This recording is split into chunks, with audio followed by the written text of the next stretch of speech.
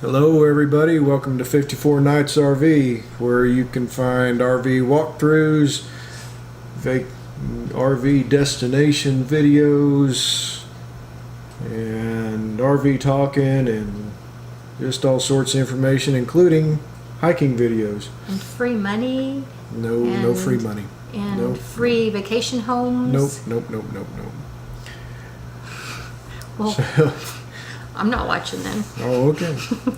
So this is our hike up to Estes Cone. We did this on the day of the eclipse, the morning of the eclipse. The trail is 6.5 miles round trip.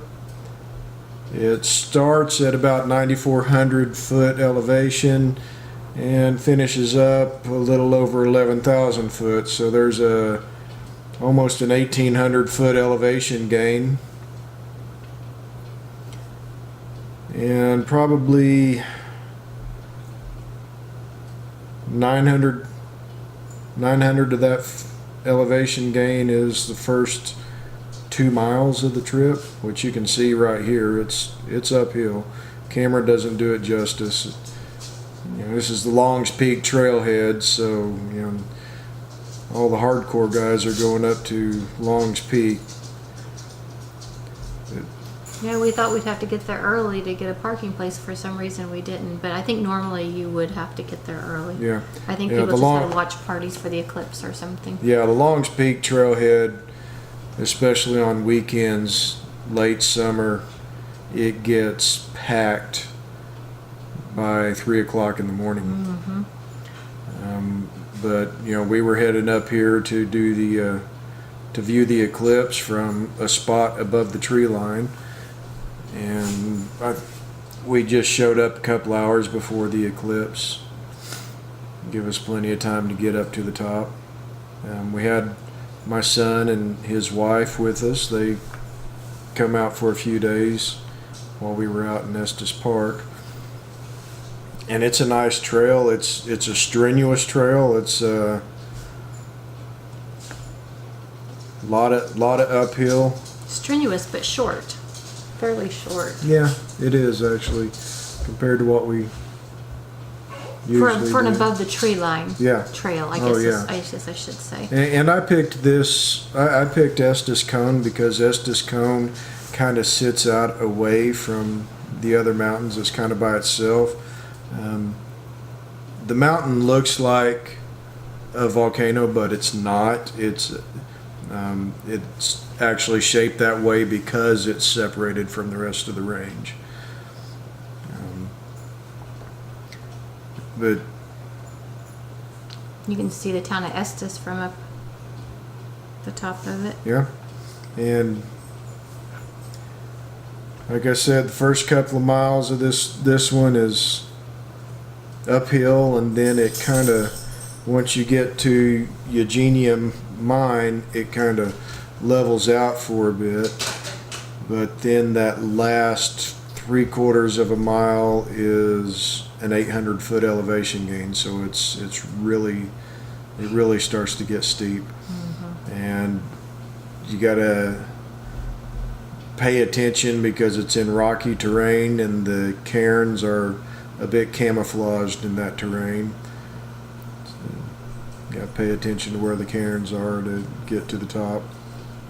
Unless you're not Karen, and then you don't have to worry about caring about the cairns. You didn't take your medication today, did you?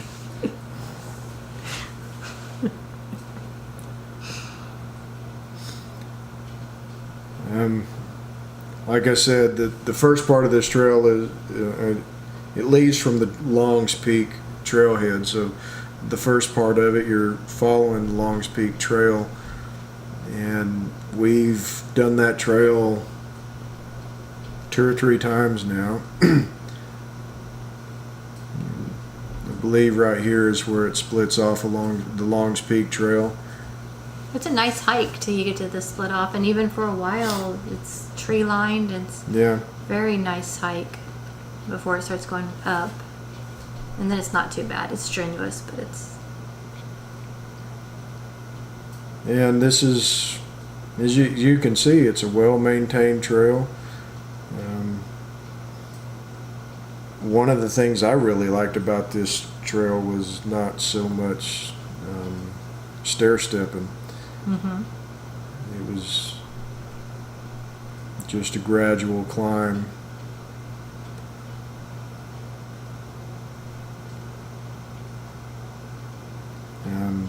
But Long's Peak Trail, we like to call it the Amnesia Trail, because on your way back down from Long's Peak, you are just drained, completely, totally drained.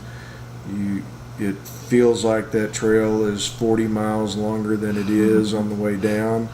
Only 40 miles? Yeah. And then a few weeks later, you're like, well, that was fun. We should do it again. Because you forgot all about all that misery you were in on the way down from Long's. Have somebody new with us. We need to take them with us. Put them through that torture. But the Estes Cone hike, I enjoyed it. I wouldn't mind doing it again, really. And the view once you get to the peak is outstanding. You've got a 360-degree view there. You can see Long's and Meeker and Twin Sisters. It's a great view of Long's, actually. Yeah, it is. But on up ahead here, you get to the Eugenia Mine. And that was like back in 1910, a couple of guys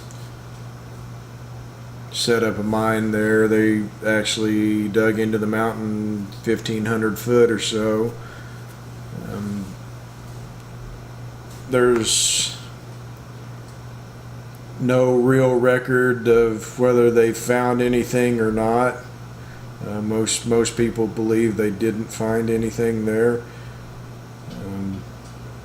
Or if they did, it wasn't enough to pay for all the expense. But what's left behind is, the tailings of what they used to dig and blast that mine.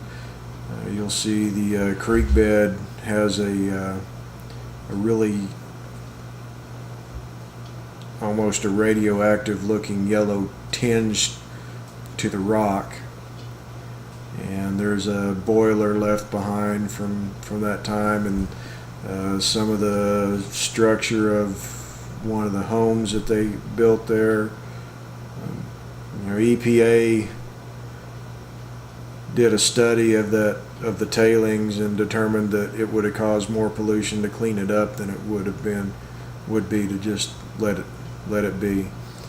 So they're not going to clean it up, and I guess it's not as dangerous as it looks. And once we get to that part of the trail, you'll see what I'm talking about. But it's an enjoyable hike. We'd do it again, and as far as the eclipse went, it was overcast. Yeah. Well, we got to see it in one of the best locations in the United States. And we didn't have a lens filter good enough to photograph the eclipse, so don't really have any good pictures of it. I was a little bit giddy about being on top of a mountain seeing the eclipse. That was pretty cool. It was very cool, and especially to be in there with family. So.